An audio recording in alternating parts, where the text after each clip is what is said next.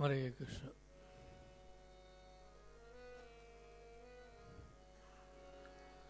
जय अनिलो प्रेमा धना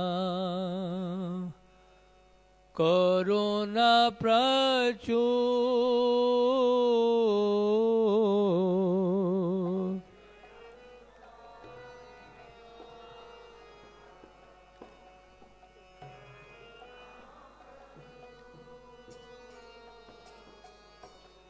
हेन प्रभु कोथा गेला आचार्य ठाकुर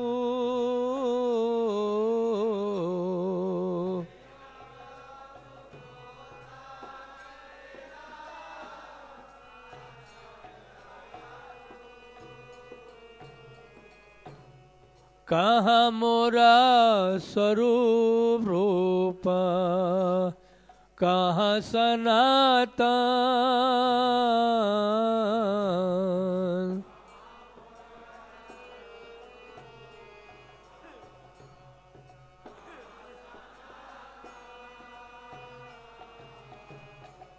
कहाँ दास रघुनाथ पतित पावन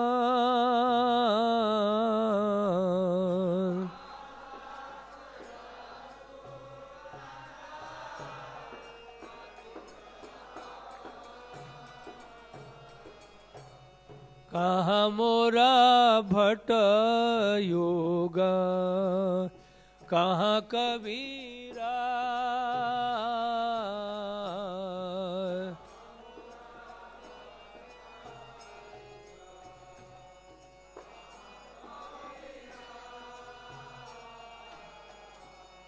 एका काले को था गेला गोरा नटरा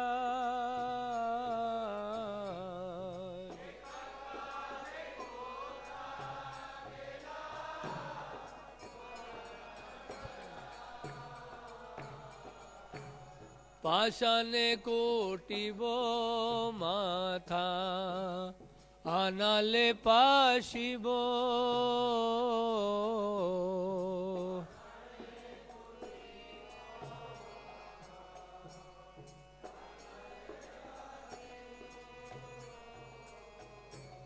गौरंगा गुनेरा निधि कोथा गेले पाबो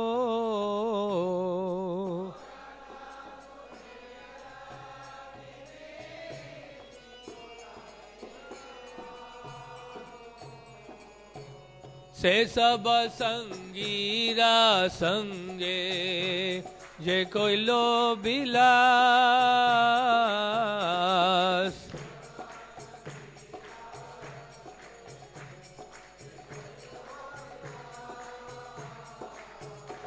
से संगा न पाइया कांदे नरोत्तमो दास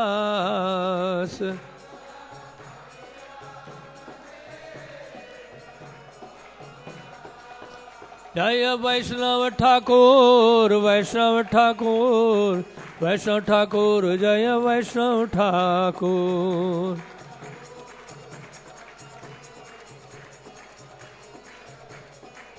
प्रभुपाद प्रभुपाद प्रभुपाद जय प्रभुपाद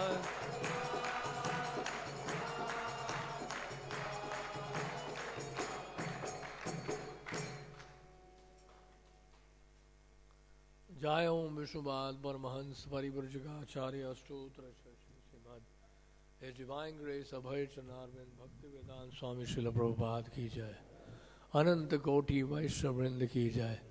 नामाचार्य श्री हरदास ठाकुर की जय। प्रेम सखो श्री कृष्ण चैतन्य प्रभु नित्यानंद श्री अद्वैत गदाधर शिवासादि गौर भक्त वृंद की जय। श्री श्री राधा कृष्ण गोपीनाथ श्याम कुंड राधा कुंड गिरी गोवर्धन की जय। गंगा माई की जय। यमुना माई की जय। हरिनाम संकीर्तन की जय। Srila Prabhupada translational book distribution marathon की जय। समवेत भक्त वृंद की जय। All glories to the assembled devotees। Hare Krishna. All glories to the assembled devotees. Hare Krishna. All glories to Sri Guru and Gauranga.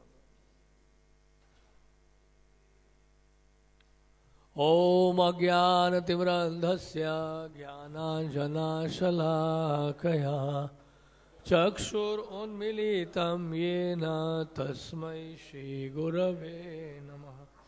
Shri Chaitanya Manobhishtam Sapitam Yena Bhutale Swayam Rupa Kada Mayam Dadati Swapadantikam Vancha Kalpatarubhyascha Kripa Sindhubhya eva cha Patitanam Pavanebhyo Vaishnavebhyo Namo Namah. Jai Shri Krishna Chaitanya Prabhu Nityananda Shri Advaita Gadadhar Shivasadi Gaur Bhakta Vrinda. Hare Krishna Krishna Krishna Hare Hare Hare Ram Ram Ram Hare Hare.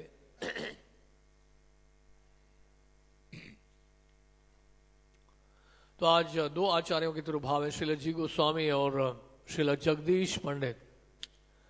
तो जगदीश पंडित चैतन्य महाप्रभु के घर के बहुत नज़दीक रहते थे। जगन्नाथ मिश्र जी का घर था तो उनके निकट ही रहते थे जगदीश पंडित, और उनके भाई थे महेश पंडित। महेश पंडित के बारे में अभी हाल ही में हमारे पांडव प्रेम प्रभु ने काफ़ी विस्तार से उनके बारे में बताया था। तो जगदीश पंडित उन्हीं के भाई हैं, महेश पंडित के। तो जगदीश पंडित वहीं रहते थे, जगन्नाथ मिश्र के घर के बहुत ही नज़दीक रहते थे।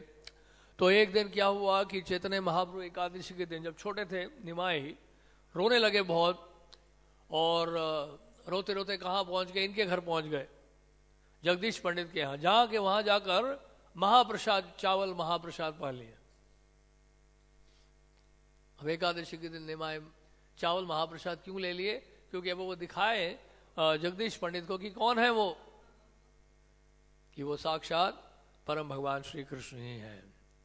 और बाद में जगदीश पंडित प्रत्येक वर्ष रथ यात्रा में भी जाते थे जगन्नाथपुरी, और वहाँ पे एक समय जगन्नाथ जी के विग्रह को लेकर, जगन्नाथ जी से अनुमति लेकर जगन्नाथ जी का विग्रह लेकर वो जशोहरा आए, और जशोहरा में उन्होंने जगन्नाथ जी की सेवा फिर आगे जारी रखी। तो इस तरह से ये संक्षिप्त वर्णन है जगदीश पंडित के बारे में। और ब्रजलीला में जगदीश पंडित एक नर्तक है, चंद्रहास या नागपत्नी का भी अवतार बताया जाता है। चंद्रहास नर्तक का भी अवतार बताया जाता है जगदीश पंडित को।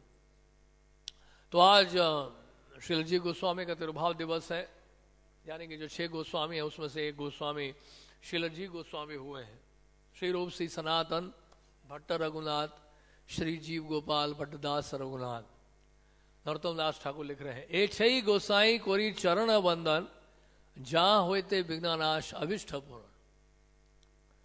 यानी कि इनके आश्रय में रहेंगे और इनकी अगर हम सेवा करेंगे, और तो क्या होगा, इनकी चरण अगर धूली लेंगे हम लोग, तो हमारे आध्यात्मिक जीवन में जितने भी विघ्न हैं वो सब दूर हो जाए। जहां होते विघ्नानाश अभिष्ट पूर्ण। अभिष्ट पूर्ण का मतलब है कि आपकी सारी इच्छाएं पूरी हो जाएंगी, आध्यात्मिक इच्छाएं। केवल इन 6 गोस्वामियों का नाम लेने मात्र से जो है इतना लाभ मिलता है। केवल नाम ही इनका शुद्ध करने लगता है। जिस तरह से हरि नाम शुद्ध करता है, उसी तरह से वैष्णव आचार्यों का केवल नाम उच्चारण करने से ही हमारा हृदय पवित्र होने लगता है। श्री रूप श्री सनातन भट्ट रघुनाथ श्री जीव गोपाल भट्ट दास रघुनाथ, एक छई गोसाई कोरी चरण वंदन जहां हुए थे विघ्ननाश अभिष्ट पूर्ण। तो इन 6 गोस्वामियों में से सबसे छोटे थे श्रील जी गोस्वामी पाद जी गोस्वामी, बहुत छोटे थे। और जब वो रामकेली में थे जी गोस्वामी, तो उस समय उनकी उम्र होगी लगभग 2 या 3 साल की थी। अभी गोद में थे, अपने माँ के गोद में थे, अपने पिता के गोद में थे, और उनके पिता का नाम था अनुपम गोस्वामी। तो ये पूरा वैष्णव परिवार ही है। वैसे तो मूल रूप से तो ये सब दक्षिण भारत से थे। श्री रूप गोस्वामी, श्री सनातन गोस्वामी और अनुपम गोस्वामी, तीनों एक ही परिवार के। अनुपम गोस्वामी के पुत्र हुए श्रील जी गोस्वामी, जिनको वल्लभ भी कहा जाता है। कर्नाटक सारस्वत ब्राह्मण परिवार से थे ये, और बाद में फिर ये बंगाल की तरफ आ गए, गौड़ देश की तरफ आ गए। और यहाँ जी गोस्वामी रामकेली में जब थे तो केवल 2 या 3 वर्ष के थे। तो लगभग कहते हैं कि अंदाज़ा लगाया जाए तो लगभग 1511 ईस्वी में इनका जन्म हुआ होगा। और उस समय 2 या 3 साल के थे जब रामकेली में थे। रामकेली वो स्थान है जहाँ श्री चैतन्य महाप्रभु श्रील रूप गोस्वामी और श्रील सनातन गोस्वामी से मिलने के लिए आए थे। उनका दर्शन करने के लिए आए थे चैतन्य महाप्रभु, श्रील रूप गोस्वामी का और श्रील सनातन गोस्वामी का। और तो फिर वहाँ पे श्रील जी गोस्वामी बहुत छोटे थे। लगभग उस समय जब चैतन्य महाप्रभु जब आए थे तो उस समय लगभग 4 या 5 वर्ष के होंगे। बहुत छोटे बालक थे जब श्री चैतन्य महाप्रभु आए थे, वहाँ पर रामकेली में आए थे। तो श्री जी गोस्वामी ने बचपन में ही श्री चैतन्य महाप्रभु का दर्शन कर लिया था। हालांकि उनको व्यक्तिगत सानिध्य तो नहीं प्राप्त हुआ श्री चैतन्य महाप्रभु का, लेकिन महाप्रभु की दृष्टि जरूर पड़ गई श्री जी गोस्वामी के ऊपर। और ये सब तो नृत्य परिकर है राधा रानी के। जैसे अनंत कोटि गोपियां हैं, उन अनंत कोटि गोपियों में से 8 गोपियां मुख्य हैं। जैसे श्रीधाम मायापुर में राधा माधव के साथ वो गोपियां खड़ी हैं, ललिता सखी, चंपक लता सखी, चित्रा सखी, तुंग विद्या सखी, और फिर विशाखा सखी, इंदुलेखा सखी, रंग देवी, सुदेवी। तो ये प्रमुख 8 गोपियां हैं, 8 गोपियां। और 8 गोपियों की सहचरी हैं, यानी कि उनकी सेविका हैं, दासी हैं, मंजरियां, 8 मंजरी। और यही 8 मंजरी 8 गोस्वामी हैं ब्रज के, वृंदावन के। तो जीव गोस्वामी विलास मंजरी हैं, विशाखा सखी की सेवा में है मंजरी, विलास मंजरी। ये सब नित्य परिकर है, गौर पार्षद है। तो ब्रज लीला में भी राधारानी के साथ तो होती ही है। और जब गौरंग महाप्रभु जब प्रकट होते हैं, गौर लीला करते हैं, तो उस समय भी ये सब आते हैं साधक के रूप में। तो साधक के रूप में ये प्रकट हो रहे हैं और ये दर्शा रहे पूरे वैष्णव समाज को, पूरे जगत को, किस तरह से हमें साधना करनी चाहिए, किस तरह से भक्ति करनी चाहिए ताकि हमें सिद्धि प्राप्त हो। इस मनुष्य जीवन को प्राप्त करके कैसे सिद्धि प्राप्त हो। तो इस प्रकार ये गोस्वामी गण हमारे पूरे वैष्णव समाज के लिए एक आदर्श स्थापित करके गए। जैसे श्रीनिवास आचार्य ने बहुत सुंदर लिखा है षट गोस्वामी अष्टकम। तो कई शास्त्रों की रचना की, नाना शास्त्र विचार नैक निपुणौ षड धर्म संस्थापकौ लोकानां हितकारिणौ त्रिभुवने मान्यौ शरण्याकरौ राधा कृष्ण पदारविंद भजना नंदेन मत्तालिकौ वंदे रूप सनातनौ रघुयुगौ श्री जीव गोपालकौ। षट गोस्वामी अष्टकम श्रीनिवास आचार्य जो गोपाल भट्ट गोस्वामी के शिष्य थे, उन्होंने 6 गोस्वामी की प्रशंसा करते हुए लिखा है। तो नाना शास्त्रों में निपुण थे ये 6 गोस्वामी गण। षट धर्म संस्थापकों, सनातन धर्म की स्थापना की उन्होंने। लोकानाम हितकारिणौ त्रिभुवने, यानी कि पूरे मानव समाज के लिए, सभी जीवात्माओं के हित के लिए कार्य किया उन्होंने इन 6 गोस्वामियों ने। तो श्रीनिवास आचार्य के द्वारा लिखित षट गोस्वामी अष्टकम पढ़ेंगे तो हम लोग समझ पाएंगे, सीख पाएंगे कि 6 गोस्वामियों ने क्या किया, उनकी शिक्षाएं क्या क्या है और वो क्या दे के गए हमें। इसलिए श्री प्रभुपाद जी भी उपदेशामृत के शुरू के आमुख में लिख रहे हैं कि we have to follow the footsteps of the 6 Goswamis of Vrindavan. तो महाप्रभु ने 6 गोस्वामियों के द्वारा पूरे वैष्णव समाज को एक आदर्श स्थापित किया है कि हमें इनके पलचिनों पर चलना है।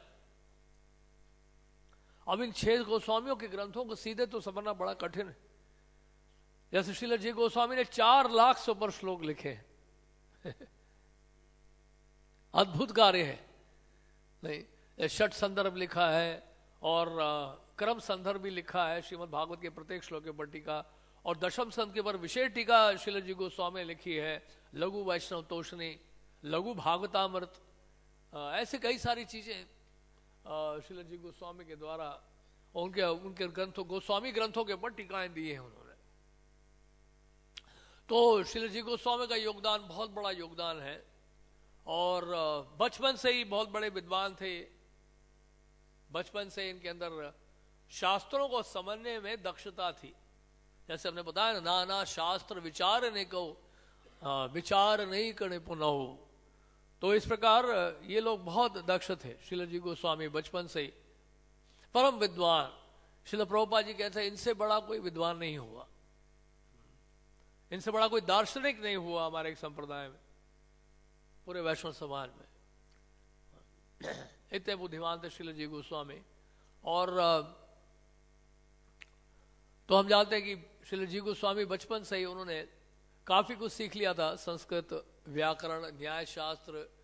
तो ये सब उन्होंने बचपन से, संस्कृत का ज्ञान था उनको, बहुत जल्दी ही वो सब कुछ सीख पा रहे थे। मेधावी, श्रुतिधर, सुनने मात्र से ही सब कुछ समझ जाएंगे।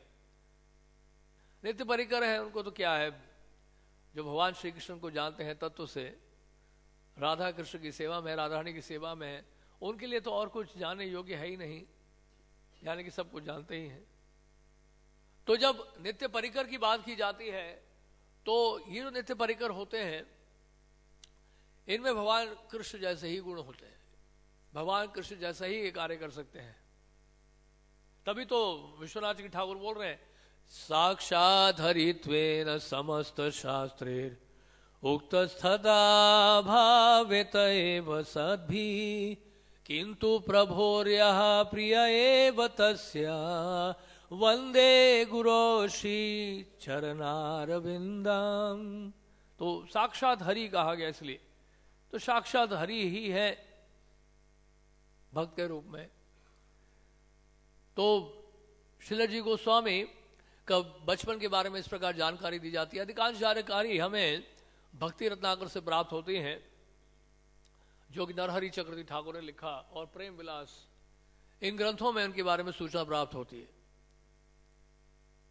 और बचपन में ही इनके पास कृष्ण बलराम के विग्रह थे, खिलौने के रूप में खेलते थे।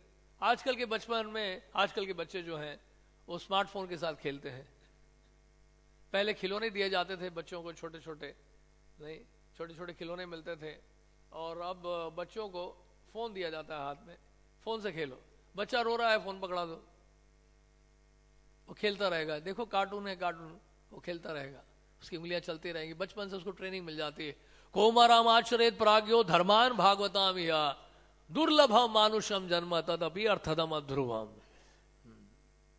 5 साल की अवस्था से भागवत धर्म की शिक्षा देनी चाहिए, और ये हमारी भागवत धर्म की शिक्षा बहुत बढ़िया सिखाया जा रहा है बच्चों को। और इस तरह से बच्चे बहुत अच्छे बनेंगे, बहुत सभ्य व्यक्ति बनेंगे, समाज के लिए, समाज का कल्याण करेंगे। लेकिन यहाँ पे श्रील जी गोस्वामी को कृष्ण बलराम विग्रह प्राप्त हुआ था, और उसी से खेलते थे वो, उनको लेके वो सोते थे साथ में, और कभी गोदी में रख लिया, कभी साथ में लेके सो गए कृष्ण बलराम को, और कभी भाव विभोर हो जाते थे, एकांत में जाके फिर रोने लगते थे कई बार कृष्ण बलराम के विग्रह को लेकर। और एक समय जो है इतने भाव में आ गए, भावावेश में आ गए कि जोर जोर से चिल्लाने लगे, श्री कृष्ण चैतन्य, श्री कृष्ण चैतन्य, श्री कृष्ण चैतन्य। इस तरह से भावावेश में चिल्लाने लगे श्रील जी गोस्वामी। उस रात को क्या हुआ कि एक उनको सपना आया, और उस सपने में क्या देखा उन्होंने, कृष्ण बलराम को देखा, और कृष्ण बलराम कुछ समय के बाद गौरताई के रूप में प्रकट हो गए। बोले गौरंग महाप्रभु की जय। तो गौरताई के रूप में प्रकट हो गए, और इस तरह से गौरंग महाप्रभु नित्यानंद प्रभु को आशीर्वाद देने लगे। और गौरंग महाप्रभु ने क्या किया, श्रील जी गोस्वामी को नित्यानंद प्रभु के चरणों में लिटा दिया, उनके चरण छुआ दिए, और नित्यानंद प्रभु ने आशीर्वाद दिया श्रील जी गोस्वामी को। क्या आशीर्वाद दिया कि आपको महाप्रभु के शरण प्राप्त हो और अधिक से अधिक आपका प्रेम बढ़े, अधिक से अधिक प्रेम बढ़े, प्रेम अधिक से अधिक बढ़ता रहे आपका गौरंग महाप्रभु के लिए। तो इस तरह से गौरताय कृष्ण बलराम उनके गौरताय के रूप में प्रकट हुए। यानी कि यह संकेत मिल रहा था कि कृष्ण बलराम और गौरताय में कोई भेद नहीं है, कोई अंतर नहीं है। तो वैराग का जीवन बचपन से ही था उनका, वैराग उनके जीवन में बचपन से ही शुरू हो गया। जहां भक्ति है वहां वैराग्य है, और जहां भक्ति नहीं है वहां वैराग्य नहीं है। नहीं, और ये चैतन्य महाप्रभु भी सिखाने आए थे। सार्वभौम भट्टाचार्य ने लिखा था, वैराग्य विद्या निज भक्ति योगम शिक्षार्थमेकम पुरुषम पुराण श्री कृष्ण चैतन्य शरीरधारी कृपाम्बुदीर्यस्तमहं प्रपद्ये। तो वैराग्य विद्या ये सब 6 गोस्वामी भी सिखा रहे हैं। वैराग्य विद्या जो महाप्रभु सिखा के गए वही वैराग्य विद्या श्रील जी गोस्वामी भी सिखा रहे हैं। तो बचपन से वैराग का जीवन, वैराग यानी कि किसी चीज में रुचि नहीं है सांसारिक कार्यों में। वैष्णव का मतलब कौन होता है? कृष्ण भावना भावित का होने का मतलब क्या होता है? अब उसको संसारिक कार्यों में बिल्कुल भी रुचि नहीं, संसार से कोई लेना देना नहीं। केवल संसार से लेना देना क्यों है? इस संसार को कृष्ण की सेवा में लगाने, बस, और कोई अर्थ नहीं। और यही श्रील रूप गोस्वामी ने भी बताया, अनासक्तस्य विषयान यथारमुपयुञ्जतः निर्बद्धः कृष्ण संबंधे युक्त वैराग्यम उच्यते। तो इस तरह से सब कुछ कृष्ण की सेवा में लगाना, इसलिए संसार में आए हैं। अन्यथा संसार से कोई लेना देना नहीं है। या रहने के लिए नहीं आए श्रील जी गोस्वामी, या घर बनाने के लिए नहीं आए, या फैमिली प्लानिंग करने के लिए नहीं आए, या इंडस्ट्री एस्टैब्लिश करने के लिए नहीं आए, यहाँ पर बिजनेस करने के लिए श्रील जी गोस्वामी नहीं आए, या एक परिवार बसाने नहीं आए वो, या घर बनाने नहीं आए वो, और जन जन्मांतर तक बार बार देह का परिवर्तन करने के लिए नहीं आए थे श्रील जी गोस्वामी। तो जी गोस्वामी पाद जी क्यों आए? जैसे कि हमने बताया, नहीं, सद्धर्म संस्थापक हो, सनातन धर्म की स्थापना करने के लिए, नित्य सेवा जो जीव की है उसको पुनः जागृत करने के लिए, सबको पूर्ण रूपेण कृष्ण भावना भावित बनाने के लिए, और सभी पतित जीवात्माओं को भगवान के धाम में ले जाने के लिए श्रील जी गोस्वामी आए हैं। तो इस प्रकार, और प्रभुपाद जी ने भी लिखा राधा दामोदर मंदिर में कि जी गोस्वामी यहाँ रहते थे, और जी गोस्वामी के द्वारा स्थापित राधा दामोदर मंदिर में मैं रह रहा हूँ। प्रभुपाद ने लिखा है, वहाँ पे लेटर है, आप पढ़िए, वहाँ एक चिट्ठी है, टेबल के ऊपर रखा हुआ है, राधा दामोदर मंदिर में प्रभुपाद जी का जो कमरा है। प्रभुपाद जी लिख रहे हैं, I am eternally residing at Radha Damodar temple. Prabhupada ने लिखा है कि मैं नित्य निवास कर रहा हूँ राधा दामोदर मंदिर में। तो ये हमारे गोस्वामियों का स्थान है, राधा दामोदर मंदिर, सेवा कुंज जिसको कहते हैं। गोस्वामी गण वहां रहा करते थे। और उसके बाद एक दिन विचार किया उन्होंने, लगभग 16 साल के जब हो गए, 16-17 साल के हो गए, अब उनके अंदर उत्कंठा जागृत हो गई वृंदावन जाने की। श्रील जी गोस्वामी वृंदावन जाना चाहते थे, और वृंदावन के लिए वो निकलना चाह रहे थे, लेकिन उन्होंने सोचा कि नवदीप जाऊंगा, वहां जाके वेदांत दर्शन का अध्ययन करूंगा, और वहां से नवदीप से वृंदावन जाना थोड़ा सा मेरे लिए आसान हो जाएगा। तो फिर श्रील जी गोस्वामी नवदीप पहुंचे, तो वहां पे पता चला कि खड़दा से अभी भी नित्यानंद प्रभु आए हुए हैं फ्रीदा मायापुर में। तो श्रील जी गोस्वामी को उत्सुकता बढ़ गई, अब नित्यानंद प्रभु से मिलने के लिए, साक्षात दर्शन होंगे नित्यानंद प्रभु के, और नित्यानंद प्रभु से मिलने के लिए पहुंचे। नित्यानंद प्रभु बड़े प्रसन्न हुए। नित्यानंद प्रभु ने अपने चरण रख दिए श्रील जी गोस्वामी के सर पर, जी गोस्वामी का आशीर्वाद दिया, और नित्यानंद प्रभु, जैसे ठाकुर भक्तिविनोद ने ग्रंथ लिखा है नवदीप धाम महात्म्य, तो इसी परिक्रमा का वर्णन है जो नित्यानंद प्रभु श्रील जी गोस्वामी को नवदीप मंडल में लेके गए थे। नित्यानंद प्रभु स्वयं श्रील जी गोस्वामी को नवदीप मंडल परिक्रमा कराए थे। तो इस तरह से श्रील जी गोस्वामी नित्यानंद प्रभु के सानिध्य में रहकर पूरे नवदीप मंडल का दर्शन कर लिया उन्होंने। और उसके बाद नित्यानंद प्रभु ने श्रील जी गोस्वामी का आशीर्वाद दिया, उनको कहा कि आप ऐसा करो, आप, वो तो वैसे श्रील जी गोस्वामी चाहते थे कि वो जगन्नाथपुरी जाना चाहते थे, आप मुझे आशीर्वाद दीजिए नित्यानंद प्रभु, मैं नीलाचल जाना चाहता हूँ, है, और उसके बाद फिर मैं आपके सानिध्य में अपना जीवन बिताना चाहता हूँ। तो नित्यानंद प्रभु समझ गए। नित्यानंद प्रभु श्रील जी गोस्वामी के लिए कुछ और सोच के रखे थे।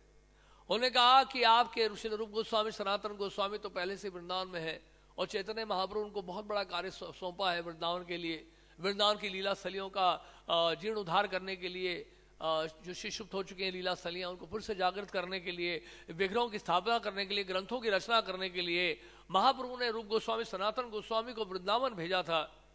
तो मैं चाहता हूं कि आप भी जाओ और उनकी सहायता करो। तो श्रील जी गोस्वामी ने सोचा कि ये भी बड़ा अच्छा है, नहीं वृंदावन जाने का मौका मिल जाएगा और वो भी श्रील रूप गोस्वामी सनातन गोस्वामी की शरण में। तो नित्यानंद प्रभु की आज्ञा से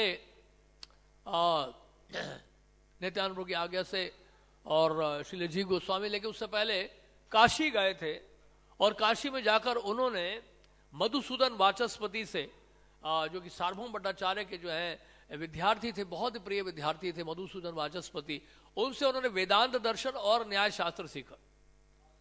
अब कोई पूछ सकता है कि जीव गोस्वामी जो है काशी में जाके वेदांत दर्शन का अध्ययन क्यों किया, वो भी मधुसूदन वाचस्पति से, जो कि सार्वभौम भट्टाचार्य के विद्यार्थी थे। सार्वभौम भट्टाचार्य हम जानते पहले तो मायावाद दर्शन का अनुसरण करते थे और वेदांत दर्शन के ऊपर भी मायावाद भाष्य देते थे। लेकिन जब चैतन्य महाप्रभु की कृपा हो गई सार्वभौम भट्टाचार्य के ऊपर, तो उसके बाद उन्होंने वेदांत दर्शन के ऊपर व्याख्या करनी शुरू की, भक्ति की व्याख्या करनी शुरू की। और इसी तरह से उन्होंने फिर प्रशिक्षित किया था मधुसूदन वाचस्पति को कि वेदांत दर्शन की व्याख्या जो भक्ति से संबंधित है, जैसे कि श्रीपाद बलदेव विद्याभूषण ने श्री गोविंद भाष्य लिखा वेदांत सूत्र के ऊपर, तो वो भाष्य क्या है, वो वैष्णव भाष्य है, भक्ति से संबंधित भाष्य है। तो इस प्रकार मधुसूदन वाचस्पति से वेदांत दर्शन न्याय शास्त्र श्रील जी गोस्वामी ने सीखा और श्रील जी गोस्वामी पूरे बनारस में, पूरे काशी में प्रचलित हो गए, सुविख्यात हो गए अपने विद्वत्ता के लिए। सब लोग जानने लगे कि कितने बड़े विद्वान है और कितने अल्प काल में, कितने कम समय में जो है उन्होंने न्याय शास्त्र और वेदांत दर्शन के ऊपर जो है दक्षता प्राप्त कर ली है। तो इस तरह से फिर वहां से श्रील जी गोस्वामी वृंदावन पहुंचे और वृंदावन में किसकी शरण में पहुंचे, वहां पर पहुंचे श्रील रूप गोस्वामी की शरण में। इससे पहले यहां बताया जा रहा है कि बहुत सारे वैष्णव तो पहले से ही वहां पहुंचे हुए थे जो रूप गोस्वामी सनातन गोस्वामी की सेवा में लगे थे, जैसे कि रघुनाथ भट्ट गोस्वामी, रघुनाथ दास गोस्वामी, गोपाल भट्ट गोस्वामी, प्रबोधानंद सरस्वती ठाकुर, लोकनाथ गोस्वामी, भूगर गोस्वामी तो सबसे पहले वहां वृंदावन में गए थे। और बहुत सारे वैष्णव, कृष्णदास कविराज गोस्वामी, ये सब पहले से ही वृंदावन में मौजूद थे। सब ये रूप गोस्वामी सनातन गोस्वामी की सेवा में थे, ये भी किसी ना किसी तरह से उनकी सेवा में लगे थे। अब लोकनाथ गोस्वामी के तो महाप्रभु ने भेजा था, लेकिन बाकी जो और गोस्वामी आए वो सब रूप गोस्वामी सनातन गोस्वामी के सेवा में लग गए थे। तो इस तरह से श्रील जी गोस्वामी रूप सनातन की सेवा में लग गए, विशेष रूप से श्रील रूप गोस्वामी की सेवा में लग गए। उनके शिष्य भी बने श्रील रूप गोस्वामी के, और श्रील जी गोस्वामी हर प्रकार की वहां सेवा करते थे। 19 साल के थे केवल वहां पर जब पहुंचे थे, लगभग 19 वर्ष के थे श्रील जी गोस्वामी जब श्रील रूप गोस्वामी के पास पहुंचे। श्रील रूप गोस्वामी पूरे गौड़िया वैष्णव समाज के आचार्य थे। सनातन गोस्वामी, रूप गोस्वामी, बड़े बड़े विद्वान भी आकर श्रील रूप गोस्वामी सनातन गोस्वामी से आकर परामर्श किया करते थे शास्त्रों के ऊपर। तो श्रील जी गोस्वामी बहुत विनम्रता पूर्वक जो है श्रील रूप गोस्वामी की सेवा में लग गए। इतने बड़े विद्वान थे लेकिन बड़ी विनम्रता से उन्होंने सेवा की। वहां पे झाड़ू पोंछा लगा, झाड़ू लगाना, सफाई करना, पानी भरना बर्तन में, उनके कपड़े धोना। और सबसे महत्वपूर्ण कार्य क्या था श्रील जी गोस्वामी का, रूप गोस्वामी जो ग्रंथों की रचना कर रहे थे, उस ग्रंथों की रचना में श्रील जी गोस्वामी सहायता कर रहे थे। तो श्रील जी गोस्वामी बहुत सेवा में लगे रहे और रूप गोस्वामी का उनको आशीर्वाद मिलता रहा और रूप गोस्वामी की वो सहायता करते रहे। तो एक बार ऐसी भी घटना हुई है, 2 घटनाएं हम आपको बता रहे हैं विशेष रूप से। एक घटना तो बता रहे हैं कि रूप नारायण सरस्वती जब पहुंचे थे, तो रूप नारायण सरस्वती मिलने आए थे रूप गोस्वामी सनातन गोस्वामी से, उनको चुनौती देने के लिए। ये दिग्विजयी थे, बहुत बड़े विद्वान थे रूप नारायण, उन्होंने सोचा कि रूप गोस्वामी सनातन गोस्वामी को मैं परास्त कर दूंगा तो और कोई विद्वान नहीं बचेगा त्रिभुवन में, बस यही रहेगा हिंदू बस। उनसे शास्त्रार्थ करना चाहते थे। तो रूप गोस्वामी सनातन गोस्वामी से परामर्श किया कि इनसे शास्त्रार्थ करके तो हमें लगता है बहुत समय हमारा खराब हुआ, इनको तो विजय पत्र चाहिए, तो इनको विजय पत्र दे दिया जाए, क्यों अपना समय खराब करें। चैतन्य महाप्रभु ने हमें यहाँ वाद विवाद के लिए नहीं भेजा है, चैतन्य महाप्रभु ने हमें ग्रंथों की रचना के लिए भेजा है, विग्रहों की स्थापना करने के लिए भेजा है, लीला स्थलियों को पता लगाने के लिए भेजा है। महाप्रभु ने कहीं नहीं कहा कि जाकर तुम वृंदावन में जाकर जो है वाद विवाद में फंसो, क्योंकि भक्त का एक स्वभाव ये होता है, भक्त का एक गुण है कि वो कभी वाद विवाद में फंसता नहीं। सामान्य रूप से जब भी वाद विवाद होता है तो बोलता ठीक है आप भी ठीक है, क्योंकि इससे समय बहुत बचता है। वाद विवाद में समय खराब होता है, जिन लोगों ने मानना ही नहीं है तो उनके ऊपर क्यों समय बर्बाद किया जाए। जैसे ग्रंथों के वितरण के लिए आप जाते हैं तो कई लोग बड़ा तर्क करते हैं, वाद विवाद करते हैं, और हम लेके सोचते हैं कि उसी को लेके खड़े रहेंगे और 2-3 घंटे बर्बाद कर देते हैं उसको कन्विंस करने में। हाँ, वास्तव में उसको कन्विंस नहीं कर रहे हैं, हम अपने ईगो को कन्विंस कर रहे हैं, ये दिखाने के लिए कि हम कितने बड़े प्रचारक हैं। उसकी आवश्यकता नहीं है। लेकिन जो उच्च कोटि के वैष्णव हैं, जैसे यहां पर रूप गोस्वामी सनातन गोस्वामी, ये लोग वाद विवाद में फंसते नहीं है। वो सोचते हैं कि इतना समय बर्बाद होगा, इसको विजय पत्र चाहिए दे दो। सनातन गोस्वामी ने कहा बिल्कुल ठीक सोचा आपने रूप, इनको विजय पत्र दे देते हैं। विजय पत्र उन्होंने लिखा और नीचे हस्ताक्षर कर दिया श्री रूप सनातन, और ले जो विजय पत्र ले लीजिए, आपकी जीत हुई, आपकी जय हो, आप विजय हुए, हम परास्त हुए आपसे, बस इतना ही चाहिए ना। तो रूप नारायण बड़ा खुश हो गया और पूरे वृंदावन में उसने सब जगह उसने जो है डमरू बजाना शुरू कर दिया, ढोल बजाना शुरू कर दिया। मैंने आज रूप सनातन को परास्त कर दिया है, अब पूरे त्रिभुवन में 10 दिशाओं में मुझ जैसा विद्वान कोई नहीं है। तो होते में वहां पर फिर जी गोस्वामी पहुंचे। जी गोस्वामी के ऊपर आरोप लगाया गया। कई ऐसे साइजा लोग हैं वो तरह तरह के आरोप लगाते हैं श्रील जी गोस्वामी के ऊपर। एक आरोप यह भी है जो श्रील प्रभुपाद जी ने चैतन्य चरितामृत के आदि लीला के 10वें अध्याय के 85वीं 85th वर्ष के तात्पर्य में दिया है। प्रभुपाद क्या लिखते हैं, 3 बताते हैं, 3 ऐसे आरोप लगाए गए श्रील जी गोस्वामी के ऊपर साहिज्यों के द्वारा, जो कि प्रमाणिक नहीं, यानी कि जो प्रमाणिक है उनके हिसाब से। तो क्या आरोप है? पहला आरोप यही है कि रूप नारायण के साथ श्रील जी गोस्वामी ने वाद विवाद किया और उनको परास्त कर दिया। बात सही है, रूप नारायण को तो परास्त किया था उन्होंने, और उसके बाद फिर रूप नारायण कभी दोबारा वृंदावन में नहीं आया, ये बात भी सच। लेकिन साहिज्या लोग क्या करते हैं कि ये तो विनम्रता नहीं हुई, वैष्णवों को तो वाद विवाद में नहीं लगना चाहिए, ब्रज धाम इसके लिए छोड़ना है, वृंदावन में आकर वाद विवाद में लग रहे हैं, ये अच्छा नहीं है। तो इस तरह से लोग बोलना शुरू कर दिए थे। तो लेकिन ये शिक्षाप्रद है, यानी कि गुरु के आदर के ऊपर चुनौती जो हो रही है, यानी कि गुरु की मर्यादा का अगर पालन नहीं हो रहा है और गुरु को सम्मान नहीं दिया जा रहा है और गुरु के प्रति इस प्रकार से कोई चुनौती दे रहा है, गुरु को कोई चुनौती दे रहा है और कोई इस तरह से हरा के जा रहा है, तो शिष्य का कर्तव्य है इसका विरोध करे। ऐसे नहीं कि शिष्य भी चुपचाप बैठा रहे, हमारे गुरुदेव बड़े विनम्र हैं, हम भी बड़े विनम्र हैं, हम नहीं बोलेंगे, हमें गुरु ने नहीं बोला हम क्यों बोले। नहीं, यहां पर वो श्लोक लागू नहीं होता तृणाद अभी सुनिश्चय का। यहां पर तो आपको जो है एकदम से आग बुबूला होकर सिंह की तरह दहाड़ना होगा और उस व्यक्ति को चुनौती देनी होगी और उसको क्या करना पड़ेगा, वाद विवाद में आपको प्रयास करना पड़ेगा।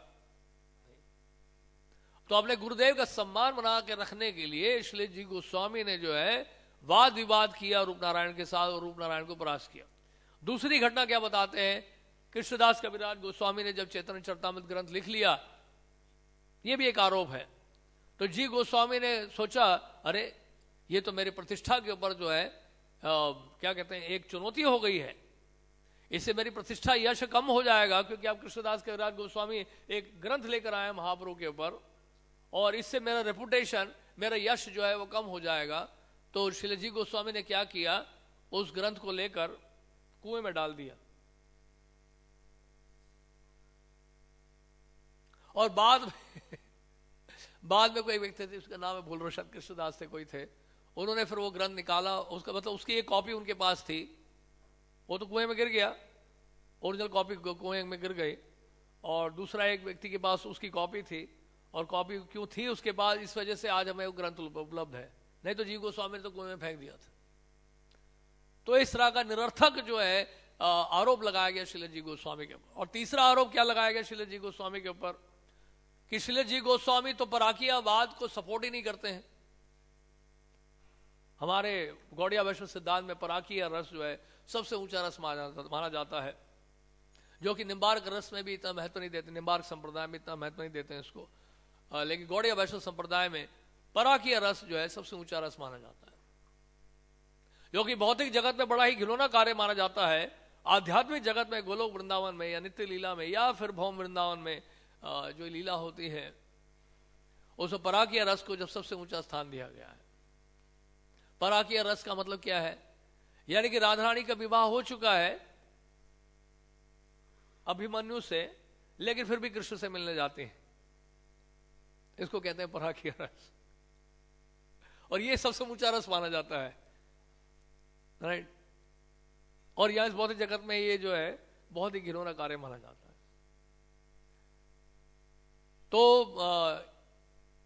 तो कई लोगों ने आरोप लगाया तो श्रील जी गोस्वामी जो है वो स्वकीयवाद को ही बढ़ावा दे रहे हैं और पराकिया रस के बारे में कोई व्याख्या नहीं कर रहे हैं, उसको विरोध कर रहे हैं। तो ये कारण ये था कि श्रील जी गोस्वामी के कई ऐसे अनुयायी थे, शिष्य थे, जो स्वकीयवाद को सहयोग दे रहे थे और पराकिया रस का विरोध कर रहे थे। तो श्रील जी गोस्वामी ने उनके आध्यात्मिक जीवन की सुरक्षा के लिए स्वकीयवाद को उस समय प्रोत्साहित किया, समझ रहे आप?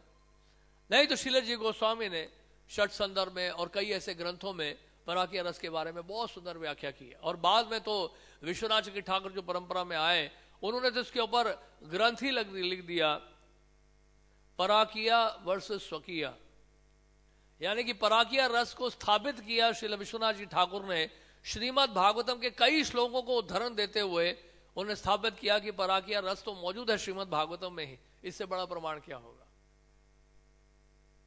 तो विश्वनाथ जी ठाकुर ने उसके ऊपर एक ग्रंथ लिखा था। तो उस समय समाज की परिस्थिति ऐसी थी, क्योंकि श्री जी गोस्वामी ये भी जानते थे अगर मैं ऐसे स्वकीयवाद को नहीं प्रोत्साहित करूंगा अभी, जो कि बहुत जरूरी है, आगे पराकिया रस को लेके कई ऐसे तथाकथित जो साहिज्या लोग हैं इसका दुरुपयोग करेंगे। जैसे कई लोग क्या करते हैं, वो बाबा जी वेश धारण करके वो एक दासी रखते हैं, कहते हैं कि ये पराकिया भाव है। सभी नहीं, कुछ ऐसा करते हैं साहिज्या लोग जो होते हैं। तो इस प्रकार जो है, इस प्रकार का भी विरोध हुआ था श्रील जी गोस्वामी के ऊपर। तो इस तरह के कई विरोध हुए हैं श्रील जी गोस्वामी के ऊपर जब वृंदावन में थे। और लेकिन श्रील जी गोस्वामी जो है फिर भी पूरे गौड़िया वैष्णव समाज के आचार्य बने रहे। और एक समय की बात है जब श्रील रूप गोस्वामी भक्ति रसामृत सिंधु ग्रंथ की रचना कर रहे थे, और उस समय श्रील जी गोस्वामी उनकी सेवा में रथ थे और सहायता कर रहे थे ग्रंथों की रचना करने में। तो उस समय क्या हुआ, श्रीपाद वल्लभाचार्य वहां पहुंचे। एक घटना तो आपने कई बार सुनी होगी, और लेकिन जितनी बार भी सुने उतना ही अच्छा है मान लिए, क्योंकि ये शिक्षाप्रद घटनाएं हैं, कथाएं हैं। और श्रीपाद वल्लभाचार्य वहां पर आए और श्रीपाद वल्लभाचार्य ने देखा, अरे भक्ति रसाम सिंधु ग्रंथ आप लिखे हैं, बहुत अच्छा है, ये ग्रंथ लिख रहे हैं आप। पहले से उन्होंने पूछा कि आप कौन सा ग्रंथ लिख रहे हैं, उन्होंने कहा ये ग्रंथ मैं लिख रहा हूं, इस ग्रंथ का नाम मैं देने वाला हूं भक्ति रसामृत सिंधु। बहुत सुंदर, बहुत सुंदर। तो उन्होंने देखा कि एक श्लोक देखा उन्होंने, श्रीपाद वल्लभाचार्य ने उस श्लोक में लिखा था, भुक्ति मुक्ति स्पृहा यावत पिशाची हृदय वर्तते तावत भक्ति सुख यात्रा कथम अभुदयो भवेद। ये श्लोक अभी भक्ति रसाम सिंधु में अभी भी आपको मिलेगा, जब खोल के देखेंगे तो ये ग्रंथ इसमें है, इस श्लोक अभी भी मौजूद है। भुक्ति मुक्ति स्पृहा यावत पिशाची हृदय वर्तते तावत भक्ति सुख यात्रा कथम अभुदयो भवेद। यानी जब तक भुक्ति और मुक्ति की इच्छा बनी रहेगी जो कि पिशाची के समान है, आपको कैसे भक्ति का सुख प्राप्त होगा? भक्ति का सुख प्राप्त नहीं होगा जब तक भुक्ति और मुक्ति की इच्छा बनी रहेगी। और उसकी तुलना श्रील रूप गोस्वामी ने पिशाची से कर दी। तो ये जब श्रीपाद वल्लभाचार्य ने पढ़ा, उन्होंने कहा कि आपने बड़ा अच्छा लिखा है ग्रंथ में, लेकिन कुछ कहूँ आपको, आपको बुरा तो नहीं लगेगा। श्रीपाद वल्लभाचार्य बहुत विनम्रता से बोले, उन्होंने कहा देखिए मुक्ति अपने आप में पिशाची कैसे हो सकती है? अंततः तो हम संसार से मुक्त होना ही चाहते हैं ना, भगवान के धाम में जाना ही चाहते हैं। भगवान की सेवा में रत होने का मतलब है इस संसार से मुक्त होना। तो ठीक है, मुक्ति की कामना नहीं करता है भक्त, लेकिन मुक्ति को पिशाची कह देना ये कुछ ठीक नहीं लग रहा मुझे। बाकी आप सोचिए क्या करना है इसके लिए। ऐसा कहकर श्रीपाद वल्लभाचार्य उन्होंने कहा कि ठीक है अब मैं चलता हूं, मुझे स्नान के लिए जाना है। श्रील जी गोस्वामी निकट में ही खड़े थे और पंखा कर रहे थे। श्रील जी गोस्वामी दिखा रही ये क्या हुआ, हमारे गुरुदेव कुछ बोले नहीं। श्रील गोस्वामी चुपचाप उन्होंने बस अपना सर हिला दिया और बड़ी विनम्रता पूर्वक श्रील गोस्वामी ने उसको स्वीकार कर लिया कि आप ठीक कह रहे हैं, मैं गलत कह रहा हूं। कितनी विनम्रता देखिए श्रील गोस्वामी की, विनम्रता देखिए आप। ऐसा नहीं है कि कोई सुधार रहा है हमें और हम बोलते हैं आप कौन होते हैं मुझे सुधारने वाले, जानते नहीं मैं कितने वर्षों से यहां सेवा कर रहा हूं। Who are you to tell me, get lost you nonsense, how dare you can correct me. नहीं तो इस तरह से हम लोग, तो इस तरह से कोई हमें बोलता है हमारी गलती बताता है तो बड़ा दुख होता है हमें। नहीं तो ये विनम्रता की परीक्षा है। जब हमें कोई सुधारना चाहता है तो हम कितना सुधरने के लिए तैयार हैं। वैसे तो विनम्रता का भाव तो हम प्रकट करते हैं दंडवत करके और ये भी कह के मैं बहुत पतित हूं, मैं बहुत पतित हूं। नहीं, लेकिन परीक्षा कब होती है? जब कोई आपको सुधारता है, उस समय कितनी विनम्रता पूर्वक, शांति से, चुपके से, ग्रेसफुली आप उस सुधार को स्वीकार करने के लिए तैयार हो जाते हैं, भले ही आप जो है गलत ना हो।